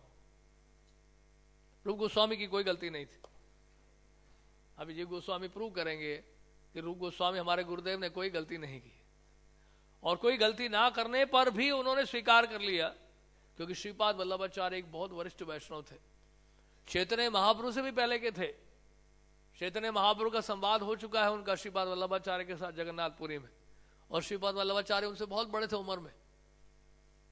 वरिष्ठ वैष्णव ब्राह्मण वल्लभ संप्रदाय के आचार्य, तो इसलिए रूप गोस्वामी उनको लगा कि मुझसे बड़े हैं, तो रूप गोस्वामी बिल्कुल चुप रहे। ये देखिए मर्यादा का पालन हुआ करता था हमारे वैष्णव समाज में। लेकिन धीरे धीरे कली के प्रभाव से आजकल बहुत कम दिखाई पड़ता है कि कलयुग का प्रभाव इतना बढ़ गया है कि कलयुग में हमारा अहंकार दिन प्रतिदिन बढ़ता जा रहा है और हमें लगता है जो कर रहे हैं हम ही कर रहे हैं और कोई नहीं कर रहा है। इस कारण से कभी हमें जब सुधारा जाता है तो हम लोग क्रोधित हो जाते हैं। लेकिन यहां पर हमारे आचार्य हैं, ये पूरे वैष्णव समाज के आचार्य हैं श्रील रूप गोस्वामी। हमें इसलिए रूपानु को कहा गया है। रूपानु क्यों कहा गया है? एक कारण ये भी है, रूप गोस्वामी ने जैसे आचरण किया वैसे आचरण हमने करना चाहिए, तभी तो रूपानुग हुए। ये थोड़ा एकादशी में फीस्ट खा रहे हैं और बोल रहे हैं हम रूपानुग है। I am a follower of Rupa Goswami और मुंह में पनीर है एकादशी के दिन, तो कैसे रूपानुग हुए? नहीं, और बोलते मेरी कोई गलती नहीं है, मुझे क्यों आप कह रहे हैं बार बार ही, तो वो कैसे रूपानुग हुए? फिर रूपानुग तो ये है जो बड़ी आसानी से गलती को स्वीकार कर लेते, उनको रूपानुग कहा जाएगा। तो यहां पर रूप गोस्वामी अब चुपचाप उसको सुन लिए। तो जी गोस्वामी ने देखा कि ये तो हमारे गुरुदेव के प्रति जो है लाछन लगाया गया है, दोष निकाला गया है, संशोधन करके चले गए हैं श्रीपाद वल्लभाचार्य, हमें अच्छा नहीं लगा। नहीं, हमारा धर्म बनता है, शिष्य होने के नाते कर्तव्य है। देखिए दो कथाएं, एक जगह तो रूप नारायण को परास्त किया श्रील जी गोस्वामी ने अपने गुरुदेव का सम्मान रखने के लिए, और दूसरी ओर यहां पर श्रीपाद वल्लभाचार्य के साथ आप वो बहस करने वाले हैं अपने गुरुदेव की मर्यादा, अपने गुरुदेव के सम्मान को फिर से रखने के लिए। तो दोनों ही केस में गलती नहीं है जीव गोस्वामी की, कि दोनों ही जगह जो है शिष्य होने के नाते जो अपना कर्तव्य निभा रहे हैं। तो श्रील जी गोस्वामी चले गए यमुना जी के निकट और पीछे पीछे चले गए श्रीपाद वल्लभाचार्य के साथ। श्रीपाद वल्लभाचार्य स्नान करके निकले। श्रील जी गोस्वामी ने श्रीपाद वल्लभाचार्य से कहा, श्रीपाद मैं आपसे कुछ कहना चाहता हूं। बड़ी विनम्रता पूर्वक बोला श्रील जी गोस्वामी ने, मैं तो बहुत छोटा हूं आपसे और कहने के योग्य भी नहीं हूं, लेकिन मैं कुछ फिर भी आपसे कुछ कहना चाहता हूं, आप बुरा ना माने। हाँ हाँ कहो कहो जीव कहो, क्या कहना चाहते हो? वास्तव में आपने जो संशोधन किया था वहां पर, वो मुझे ठीक नहीं लगा। हमारे गुरुदेव से कोई गलती नहीं हुई। मैंने कहा क्या क्या कह रहे हो तुम? आपने एक श्लोक के ऊपर संशोधन किया था। वो श्लोक इस प्रकार से, भुक्ति मुक्ति पिशाची, भुक्ति मुक्ति स्पृहा यावत पिशाची हृदय वर्तते तावत भक्ति सुख से यात्रा कथम अभ्युदो भवेत। आपने कहा कि हमारे गुरुदेव ने गलत लिखा है, उन्होंने मुक्ति को पिशाची कैसे कह दिया। लेकिन यहां मैं कुछ कहना चाहूंगा, हमारे गुरुदेव ने मुक्ति को पिशाची नहीं कहा है। अब श्लोक ध्यान से देखिए, हमारे गुरुदेव ने मुक्ति की जो स्प्रिया है उसको पिशाची कहा है। वास्तव में श्री वल्लभाचार्य, श्रीपाद वल्लभाचार्य ने श्री रूप गोस्वामी के पास जब आए थे, उन्होंने रूप गोस्वामी को एक और सुझाव दिया था। रूप गोस्वामी को कहा कि इस श्लोक को आप इस तरह से लिख सकते हैं, व्यापनोति हृदयम यावत भुक्ति मुक्ति स्पृहा गृहा। वास्तव में देखा जाए इसका अर्थ बिल्कुल वैसा ही है जो रूप गोस्वामी ने लिखा था, लेकिन श्रीपाद वल्लभाचार्य ने एक शब्द के ऊपर ध्यान नहीं दिया, स्पृहा। इस वजह से श्रीपाद वल्लभाचार्य को लगा कि रूप गोस्वामी ने मुक्ति को पिशाची कहा है। उन्होंने कहा देखिए स्पृहा शब्द है और आपने भी तो स्पृहा ही बताया था वहां पर। उन्होंने कहा अरे ये तो मुझसे त्रुटि हो गई, चलो चलो चलो हम चलते हैं आपके साथ आपके गुरुदेव से मिलने। तो श्रीपाद वल्लभाचार्य वहां पहुंचे और श्रील जीव गोस्वामी को कहा कि श्रील रूप गोस्वामी को श्रीपाद वल्लभाचार्य कहते हैं, देखिए उनकी विनम्रता देखिए आप, वरिष्ठ होने के बावजूद भी वो अपनी गलती भी स्वीकार कर रहे हैं। नहीं, रूप गोस्वामी ने कैसे मर्यादा का पालन किया, चुप रहे, कुछ बोले नहीं। अब श्रीपाद वल्लभाचार्य को जब पता चला कि उनकी गलती है और एक छोटा सा बालक जो 19 साल का है केवल, और वो बता रहा है कि क्या गलत कहा था आपने, और श्रीपाद वल्लभाचार्य ने उसको स्वीकार कर लिया। श्रीपाद वल्लभाचार्य ने भी विरोध नहीं किया, उन्होंने भी ये नहीं कहा कि तुम कौन होते बोलने वाले, मेरे सामने पैदा हुए हो और मुझे सिखा रहे हो, गेट आउट, तुम्हारी उम्र कितनी है, जानते नहीं महाप्रभु से संवाद हुआ है मेरे जगन्नाथपुरी में।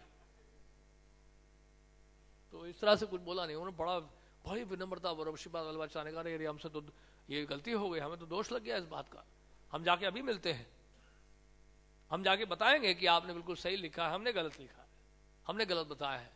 श्रीपाद वल्लभाचार्य श्रीपाद रूप गोस्वामी के पास आए, रूप गोस्वामी ग्रंथ लिख रहे थे। उन्होंने कहा श्रीपाद मुझसे एक गलती हो गई, आपने जो लिखा है बिल्कुल ठीक लिखा है, मैंने ध्यान नहीं दिया, वास्तव में तो आपने मुक्ति की जो स्प्रिया है उसको पिशाची कहा है और मैंने प्रिया शब्द पे ध्यान नहीं दिया, मैंने सोचा मुक्ति को पिशाची कहा है आपने बिल्कुल ठीक लिखा है, क्षमा चाहूंगा मैं, अच्छा मैं चलता हूं। तो रूप गोस्वामी चुपचाप फिर सुनते रहे, पहले भी चुप थे अभी भी चुप थे। उन्होंने कहा ये हो क्या रहा है, पहले तो आके उन्होंने मुझे बताया कि क्या दोष है, क्या, फिर संशोधन करके चले गए और खुद ही आके आप क्षमा मांग रहे हैं। तो उन्होंने कहा श्रील जीव से पूछा तुम कहां गए थे, तुम कौन समय के लिए दिखे नहीं थे और तुम कहां गए थे, यानी आप कहां गए थे। तो श्रील जी गोस्वामी ने कहा कि मैं यमुना जी गया था गंगा स्नान करने और वहां पे श्रीपाद वल्लभाचार्य से मेरी मुलाकात हो गई। मैंने उनको बताया गुरुदेव कि आपने कोई गलती नहीं की है, आपने वास्तव में मुक्ति को पिशाची नहीं कहा है, आपने मुक्ति की स्पृहा को पिशाची कहा है।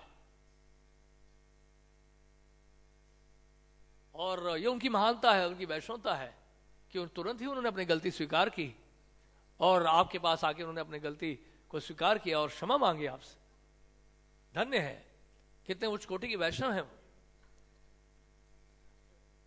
तो श्रील रूप गोस्वामी ने कहा वो तो उच्च कोटि के वैष्णव है, लेकिन आपने जो किया है वो मर्यादा का उल्लंघन किया है।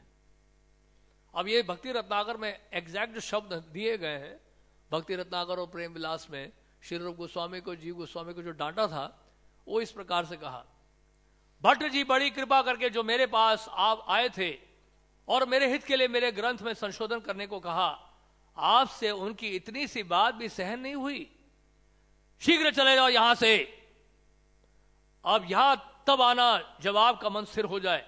अरे मूड, रूप गोस्वामी डांट रहे श्रीदेव जी गोस्वामी, ऐसी डांट अगर पड़ जाए अभी तो माला वाला झोली देके आप चले जाएंगे, भैया हमें नहीं करनी भक्ति, आप ही रखो माला, ले लो कट्ठी माला सब आप ले लो, मैं जा रहा हूं बाहर, हमें नहीं गांठ खानी आपसे। आप मुझे क्या पैसे दे रहे हो डांट खाने के लिए है? लेकिन यहां देखिए क्या डांट पड़ रही है। और फिर क्या बोल रहे हैं, आपसे इतनी बात सहन नहीं हुई, शीघ्र चले जाओ यहां से, अब यहां तब आप आना जवाब का मन सिर हो जाए। अरे मूढ़, आप वैराग वेश के योग्य नहीं, आपने अपरिपक्व अवस्था में ही वैराग्य धारण कर लिया। आपको क्रोध आया, क्रोध के ऊपर क्रोध नहीं आया तुम्हें, जाओ यहां से, चले जाओ, मैं तुम्हारा मुंह नहीं देखना चाहता हूं, गेट आउट फ्रॉम वृंदावन। स्तब्ध हो गए, जैसे आप स्तब्ध हो गए हैं अभी, वैसे स्तब्ध हो गए श्रील जी गोस्वामी। जी गोस्वामी सोचो पड़ गया, ये क्या हो गया वैसे तो बहुत बड़ा अपराध हो गया, गुरुदेव मुझसे दुखी हैं नहीं। अब जी गोस्वामी हमारी तरह नहीं बोले, गुरुदेव एक तो आपके सम्मान की रक्षा करने के लिए मैं वहां गया था, आपको उल्टा खुश होना चाहिए मेरे ऊपर, आपको आशीर्वाद देना चाहिए, ठाकुर जी की माला मुझे पहनानी चाहिए, महाप्रसाद देना चाहिए, और आप मुझे डांट रहे हैं।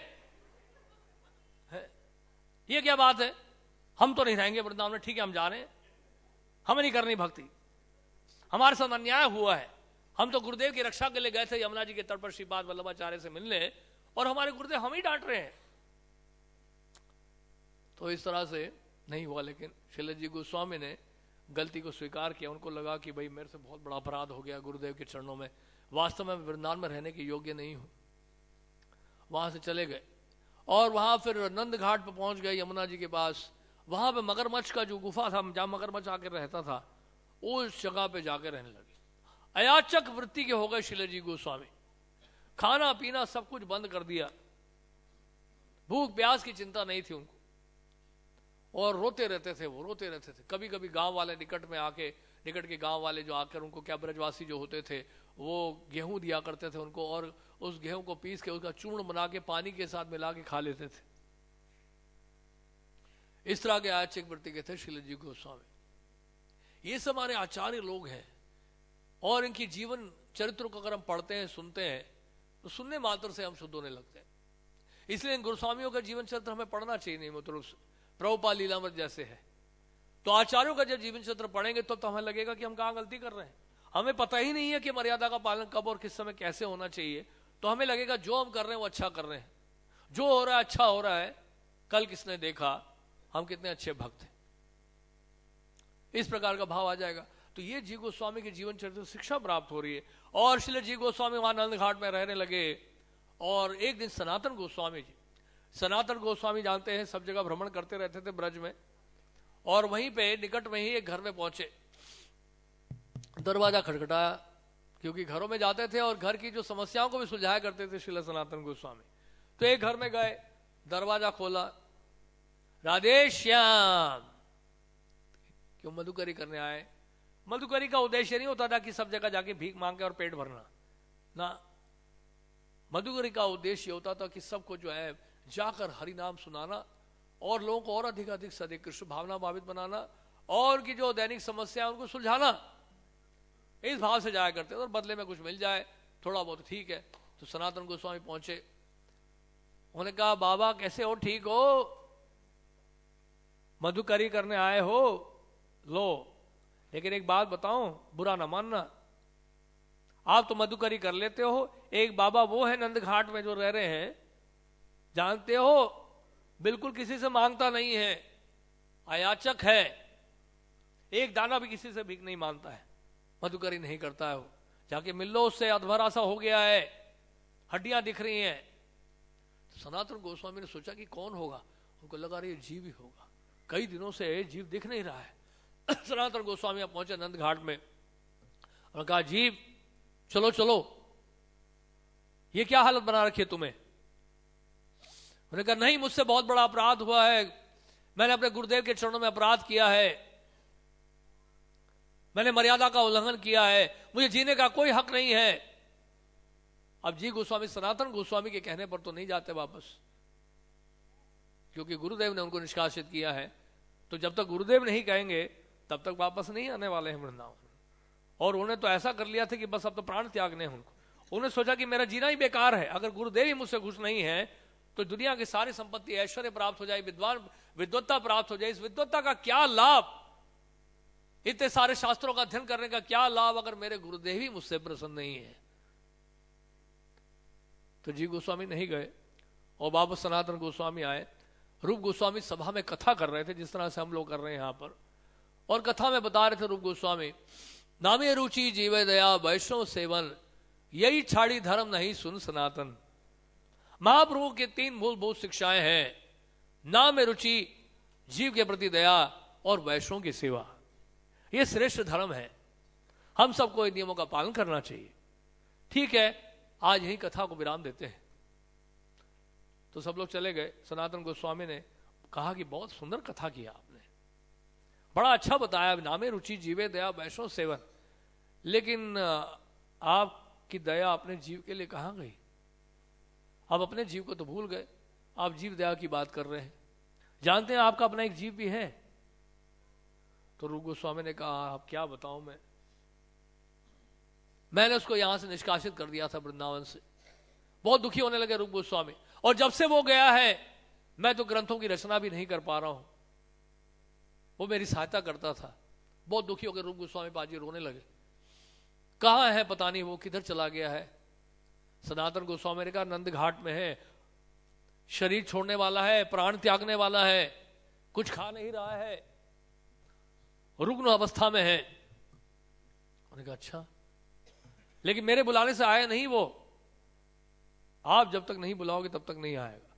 तो रूप गोस्वामी ने एक सेवक को बुलाया और ये चिट्ठी लिख कर दी रूप गोस्वामी ने, जाओ ये श्रील जी गोस्वामी को दिखा देना और उनको कहना कि जल्द से जल्द वापस आए। तो रूप गोस्वामी से वो चिट्ठी लेकर वो भक्त जो है सनातन श्रील जी गोस्वामी के पास गया नंद घाट में, और श्रील जी गोस्वामी को वो चिट्ठी दिखाई। चिट्ठी देखकर रोने लगे एकदम से कि मेरे गुरुदेव मुझे बुला रहे हैं, मैं इस योग्य में नहीं हूं, उन्होंने मुझे क्षमा कर दिया है, जो इसके लिए मैं लायक नहीं हूं।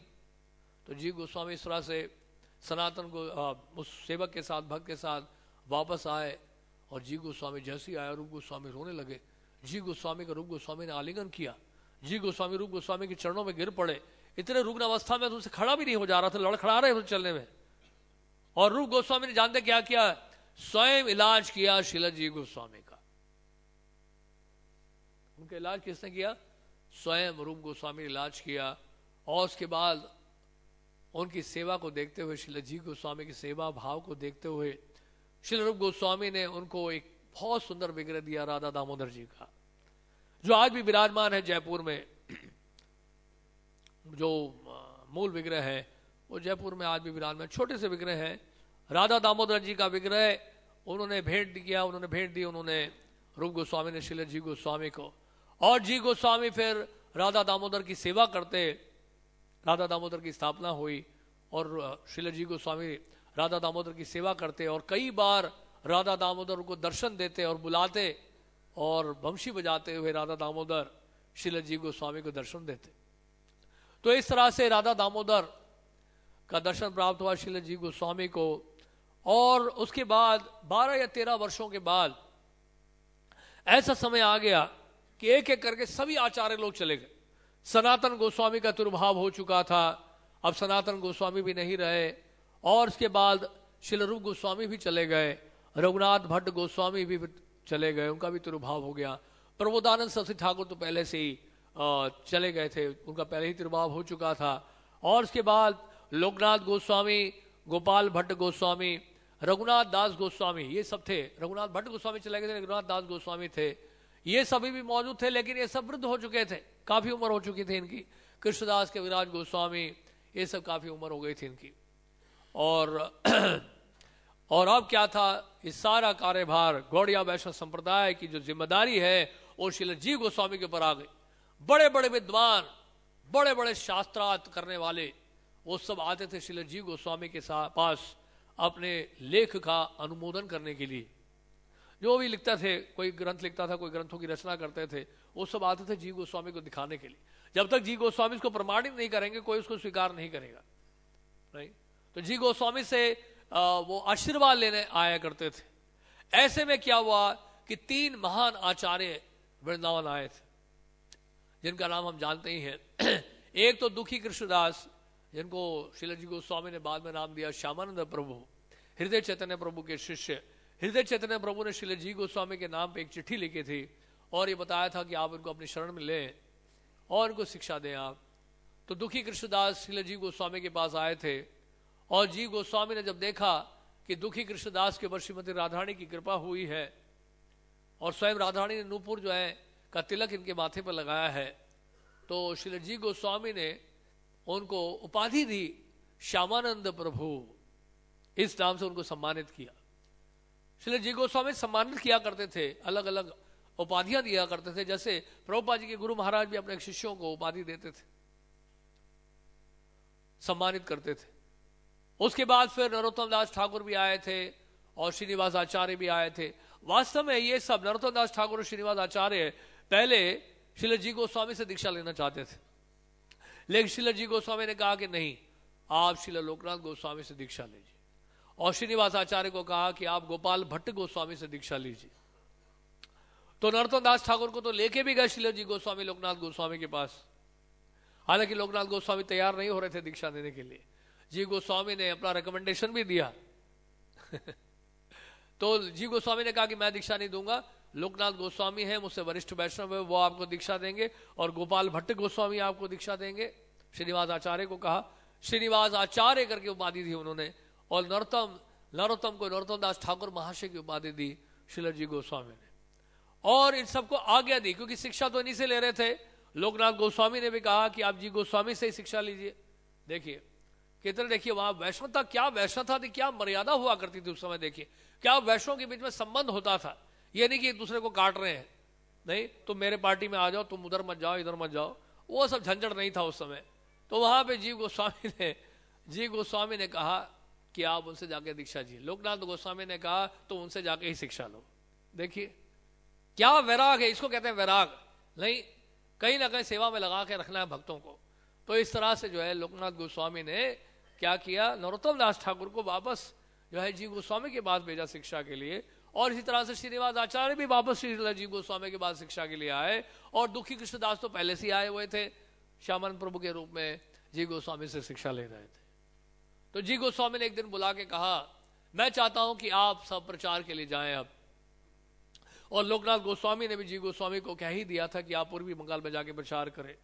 तो अब आज्ञा मिल गई जी गोस्वामी से भी, और जी गोस्वामी ने कहा कि आप बंगाल और उड़ीसा में जाके प्रचार करें। नरोत्तम दास ठाकुर को जाना था खेतुरी ग्राम, श्यामानंद प्रभु उड़ीसा की तरफ जाने वाले थे, और इसी तरह से श्रीनिवास आचार्य भी बंगाल गौड़ देश की तरफ। तो इस तरह से ये लोग जा रहे थे और ग्रंथों को लेके जा रहे थे, जो कि रूप गोस्वामी पाद जी के द्वारा लिखित ग्रंथ थे, सनातन गोस्वामी के द्वारा जो लिखित ग्रंथ थे, उन ग्रंथों को लेके जा रहे थे। और आपको पहले ही बताया था हमने, जैसे वो पहले भी पढ़ के सुना चुके हैं, नरोत्तम दास ठाकुर ने चिट्ठी भी लिखी थी 1579 में श्री जी गोस्वामी को, और बताया था कि हमने कितने कितने ग्रंथों का वितरण किया। तो ये ग्रंथों का वितरण का कार्य जो है हमारे आचार्यों के द्वारा शुरू किया गया है। श्री जी गोस्वामी पहले गोस्वामी आचार्य हैं जिन्होंने ग्रंथों का वितरण के लिए इतना जोर दिया, हालांकि उस समय कोई प्रिंटिंग टेक्नोलॉजी नहीं थी। तो ये लोग आचार्य जो थे, इनके ऊपर बहुत बड़ी जिम्मेदारी थी। बंगाल और उड़ीसा में जाकर ये लोग ग्रंथों का वितरण करेंगे। ग्रंथों को पहले तो उसको नकल करनी पड़ेगी, फिर उसका वितरण करना होगा। कितनी बड़ी जिम्मेदारी थी इन सबके ऊपर। और वो फिर कथा हम जानते ही, श्री आचार्य जहां पर रुके थे विष्णुपुर में, जहां पे राजा वीर हमीर थे, और वो साधु भी थे शैतान भी थे। यानी दिन में साधु का कार्य करते थे और रात को डकैती करवाते थे और यात्रियों को लूटा करते थे, और दिन में भागवत कथा का आयोजन करते थे। अपने राजमहल उन्हें सभा बुलाई हुई थी, बड़े बड़े कथावाचक जो है भागवत के ऊपर जो है व्याख्या कर रहे थे। श्रीनिवास आचार्य वहां पहुंचे, उन्होंने कहा, क्योंकि राजा से वो सहयोग चाहते थे ग्रंथ, क्योंकि लूट के ले गए रात को उन्होंने वहां खड़ी हुई थी गाड़ी, बैलगाड़ी जिसमें ग्रंथ रखे हुए थे। ये सोए हुए थे, रेस्ट कर रहे थे, आराम कर रहे थे, और जब सुबह देखा तो सारे ग्रंथ गायब। तो राजा के जो लोग थे उन्होंने चुराया था इसको, और उन्होंने सोचा कि बहुत खजाना है इसमें, बहुत धन है। उन्होंने क्या किया, अपने ट्रेजर हाउस में रख दिया था उसको, ये सोच के कि बहुत धन होगा उसमें। और धन क्या था, ये ग्रंथ। तो ये ग्रंथ ही हमारे धन है, यही हमारा एसेट है। इसलिए प्रभुपाद जी ने ग्रंथों के वितरण पे इतना जोर दिया है। और उसके बाद फिर राजा के पास आए। राजा के पास जाएंगे तो सभा में कथा चल रही है और लोग व्याख्या कर रहे हैं अलग अलग, रासलीला के ऊपर व्याख्या चल रही है, सब लोग अलग अलग व्याख्या कर रहे थे। श्रीनिवास आचार्य ने कहा कि अगर आप बुरा ना माने, जो व्याख्या यहाँ पर की जा रही है इस भागवत के श्लोकों की, मुझे लगता नहीं वो ठीक है। क्या, ये तो बड़े बड़े विद्वान हैं और आप कहते हैं ये व्याख्या ठीक नहीं है, तो आप बताइए। श्रीनिवास आचार्य ने व्याख्या करना शुरू किया तो राजा वीर हमीर जो चकित हो गया उनकी व्याख्या से। उन्होंने कहा कि आप यहीं क्यों नहीं रह जाते हमारे साथ और रोज हमारे लिए कथा करें आप। तो श्रीनिवास आचार्य रोज कथा करते थे और राजा वीर हमीर का हृदय पिघल गया। उन्होंने कहा बताइए मैं आपके लिए क्या कर सकता हूं। राजा को पहले सुनाया, कथा सुनाया, उनको कल्टीवेट किया। पहले दिन ही शुरू नहीं किया मांगना, नहीं, पहले दिन ही हम जाके पूछते हैं मैं 10 गीता ले लो, 1 गीता ले लो, 2 गीता ले लो। पूरे साल अगर हम कुछ करेंगे तो फिर दिसंबर में दिक्कत नहीं होगी इतनी, क्योंकि पूरे साल हम लोग प्रयास नहीं करते हैं और दिसंबर आते ही हम लोग जागते हैं, जीव जागो जीव जागो।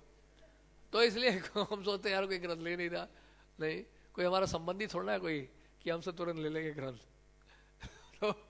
तो इस तरह से क्या हुआ, तो फिर वो राजा वीर हमीर बड़े प्रसन्न हुए। उन्हें कहा क्या सहायता चाहते हैं। उन्हें कहा कि ऐसा हो गया, हम ग्रंथ लेके जा रहे थे और रात को विश्राम कर रहे थे कि रातों रात डकैती हो गई, हमें पता नहीं किसने किया। राजा समझ गया कि हमारे लोग ने डकैती की है। तो सैनिकों को बुलाया, उनको ले जाओ खजाने में, देखो भाई वहां तो नहीं है ग्रंथ कहीं। और जाके देखा खजाने में वहां पे ग्रंथ सारे रखे हुए थे और इस तरह से ग्रंथ उनको प्राप्त हुए। बाद में राजा वीर हमीर ने भी दीक्षा ग्रहण की थी, दीक्षा ली श्रीनिवास आचार्य से। और तो ये गोस्वामियों के ग्रंथ जो है इस प्रकार से प्रचारित हुए हैं श्रीलजी गोस्वामी के आदेश से। तो श्रीलजी गोस्वामी का बहुत बड़ा योगदान है हमारे गौड़िया वैष्णव संप्रदाय में। और यहां भी बताते हैं कि अकबर जो है उन्होंने एक बार निमंत्रण दिया था शिव गोस्वामी को आगरा में, यह प्रमाणित करने के लिए कि गंगा जी बड़ी है या यमुना जी बड़ी है। तो श्रीलजी गोस्वामी ने कहा कि हम वहां नहीं आते, हमें जो कहना यहीं से कहेंगे, हम क्यों जाएं भी आगरा, उनको आना वो खुद आए यहां पर। तो ये होते थे संत उस समय। अकबर, श्रीलजी गोस्वामी ने अकबर के प्रशंसा में लिखा है कि अकबर के राज्य में वृंदावन के जितने वैष्णव है सभी बड़े खुश हैं, सब संतुष्ट हैं। तो अकबर से बहुत खुश थे जितने गौड़िया वैष्णव थे, जितने वैष्णव थे वहां वृंदावन में। तो जी गोस्वामी लिखा है। तो अकबर ने कहा ठीक है, वहीं से कुछ कहना चाहे तो कह सकते हो। तो जी गोस्वामी ने कहा हालांकि गंगा जी भगवान के चरणों से निकलती हैं और शास्त्रों से उन्होंने प्रमाणित किया, उन्होंने कहा कि फिर यमुना जी का स्थान फिर भी ऊंचा है गंगा जी से। तो इस तरह से उन्होंने कई शास्त्र उदाहरण देकर समझाया और अकबर बहुत प्रसन्न हुए उनकी व्याख्या से। तो इस तरह फिर जी गोस्वामी, जानवा माता भी एक बार आई थी खेतुरी ग्राम के उत्सव के बाद। जानवा माता वृंदावन आई थी वृंदावन का दर्शन करने के लिए। और बताते हैं कि श्रीलजी गोस्वामी माँ जानवा को पूरे ब्रह्मंडल के परिक्रमा कराए थे और साथ में बृहद भागवतामृत से भी उन्होंने कथा की और माता जानवा को बहुत अच्छा लगा, भाव विभोर हो गई श्रीलजी गोस्वामी की व्याख्या से। और श्रीलजी गोस्वामी ने बहुत सारे ग्रंथ लिखे हैं, भक्ति रत्नाकर में इसका उल्लेख आता है।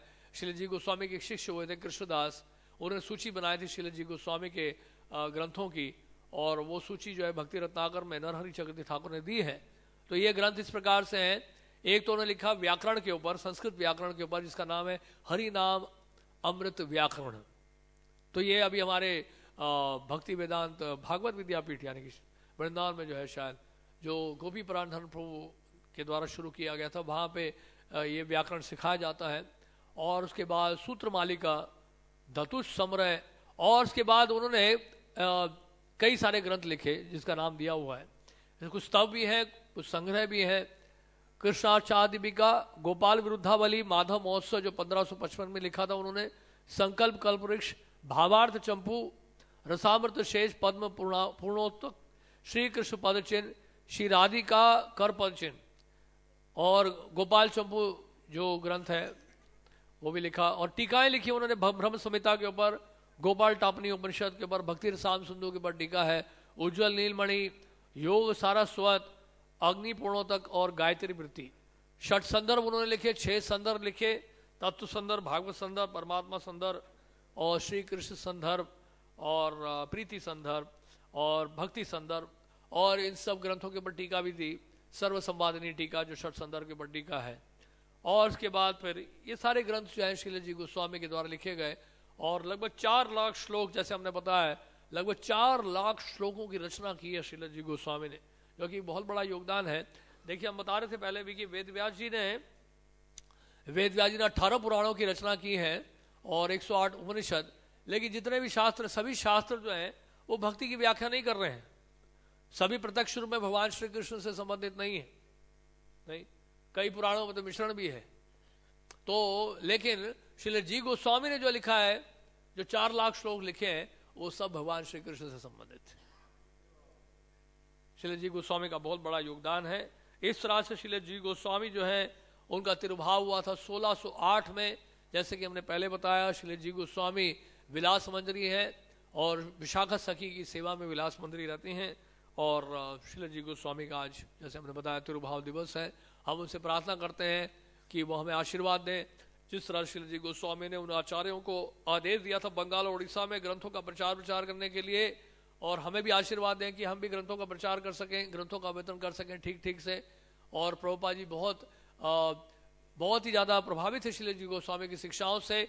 यहाँ तक कि श्रील प्रभुपाद जी जो भागवत के ऊपर टीका जिन्होंने दी है, तो प्रभुपाद ने 3 टीकाओं को विशेष रूप से ध्यान दिया, श्रीधर स्वामी की टीका, विश्वनाथ जी की ठाकुर की टीका और श्रील जी गोस्वामी की टीका।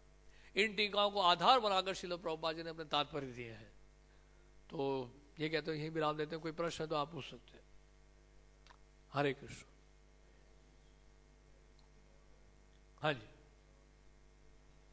इस ग्रेस बलभद्र प्रभु। हरि हरि हरि हरि। प्रभु जी साथ में है।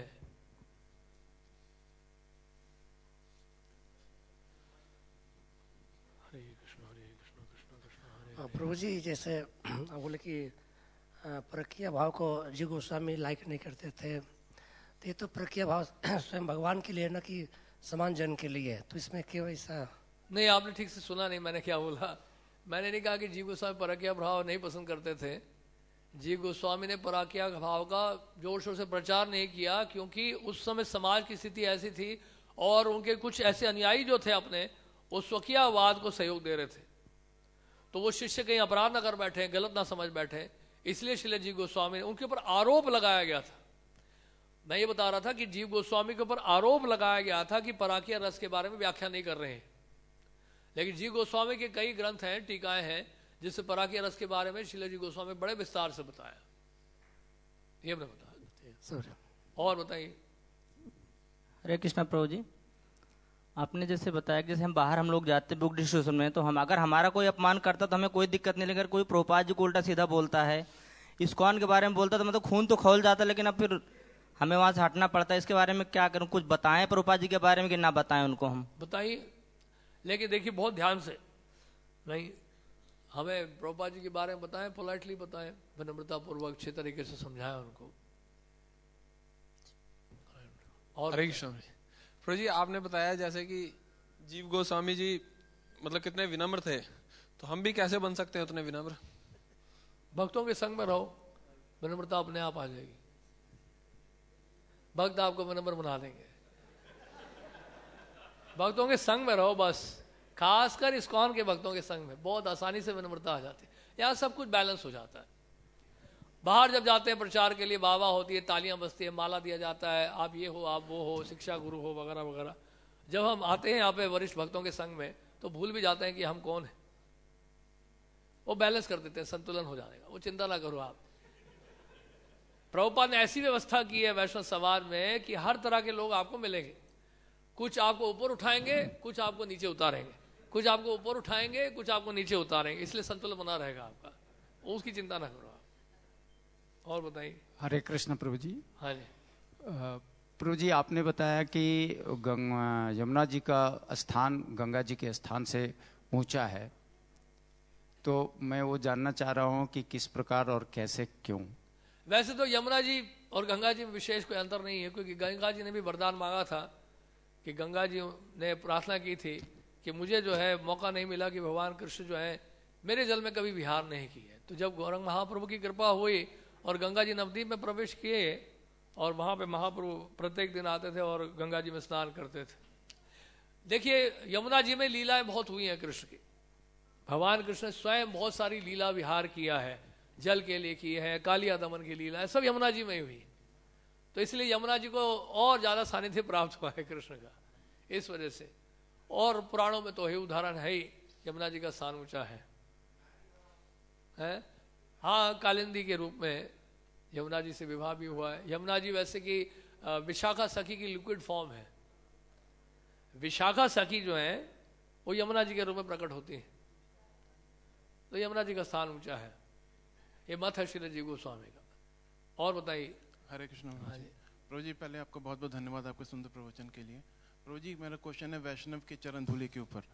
आपने कहा था कि वैष्णव की चरण धूलि सब अनर्थों का मतलब विनाश कर देती है, तो प्रभु जी वैष्णव की चरण धूलि लेने का सही उपाय तरीका क्या है? बता दूंगा तो फिर दुरुपयोग होगा यहाँ पे, ये बताऊंगा नहीं मैं, अलग से पूछ लेना है, मैं बताऊंगा आपको सीक्रेट। वैसे तो आपको कोई चरण धूलि देगा नहीं, कोई देगा आपको? कोई नहीं देगा ना, अपना कोई उच्चिष्ट देगा। तो हम बताएंगे कैसे ये सब प्राप्त किया जाए, अलग से। यहाँ बता देंगे तो सब ऐसा करने लगेंगे, मजाक बन जाएगा। और ये रिकॉर्डिंग भी हो रहा है, कैमरा में चेक करिए, फिर दूर तक पहुंचेगा। अलग से पूछना, अलग से बता दूंगा आपको। और बताइए क्या प्रश्न है? हरे कृष्ण प्रभु। हाँ जी। Please accept my humble obeisance. Prabhu here. Prabhu, I have a query. We see in this world, like material desires, somehow it gets fulfilled. Whatever desires we make, somehow the other, the way it gets fulfilled. But when we make spiritual desires, earnestly we want to do, means we try and try, but still it doesn't get fulfilled.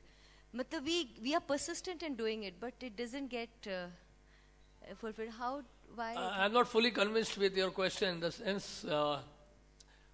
Material desires may or may not be fulfilled. The spiritual desires will always be fulfilled. This is the other way around. आध्यात्मिक इच्छा निश्चित रूप से आपकी पूरी होगी, बौद्धिक इच्छाएं पूरी होंगी, पता नहीं, पक्का नहीं हो, क्योंकि वो तो आपके प्रारब्ध के ऊपर है निर्भर।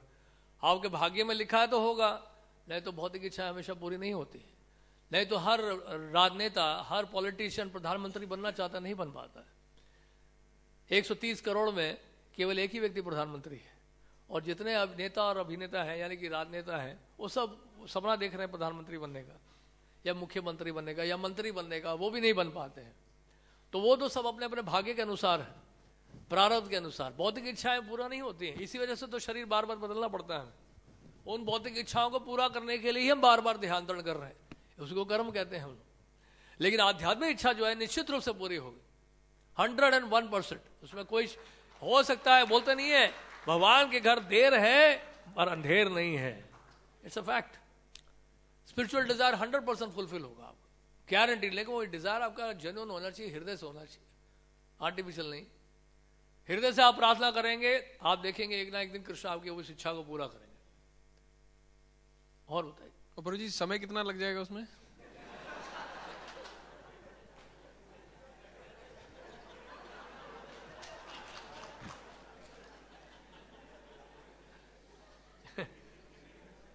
ये मैं नहीं बता सकता, आप कृष्ण से पूछो समय। आप भी तो प्रभु जी, इसका मतलब ये भी है ना कि जो हम सोच रहे हैं कि हमारी स्पिरिचुअल डिजायर्स हैं वो मटेरियल हो सकती हैं, नहीं? हाँ, बट कृष्णा में नॉट फुलफिल। अगर कोई हो सकता है, हम सोच रहे हैं कि स्पिरिचुअल डिजायर है, but it may be actually material. So therefore इसलिए हमें क्या करना चाहिए, गुरु साधु शास्त्र से उसको कंफर्म करना चाहिए कि मैं जो इच्छा कर रहा हूँ गुरुदेव, ये सही है क्या, ये स्पिरिचुअल है या मटेरियल है। वो बता देंगे आपको 2 सेकंड में। और बताइए कुछ। हाँ जी।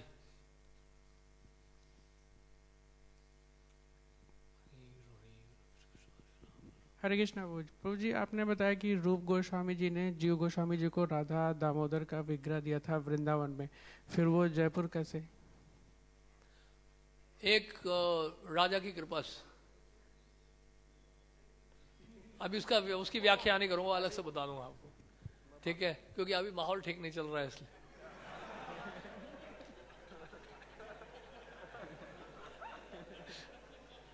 आप जानते ही हो मैं क्या कह रहा हूं, बाद में, ठीक है? कंट्रोवर्शियल क्वेश्चन मत पूछो। कई बार लोग प्रश्न करते हैं, चलो इनको फंसाएं, अभी कैमरा से रिकॉर्ड हो ही रहा है। और बताइए।